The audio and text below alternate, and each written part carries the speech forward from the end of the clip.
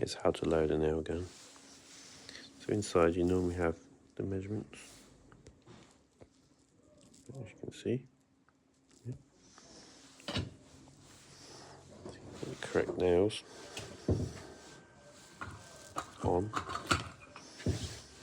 This is where people go wrong. You have to do it to the very back side of the nails. A lot of people load it forward like this, and then they go, don't work. So to the very back, close up.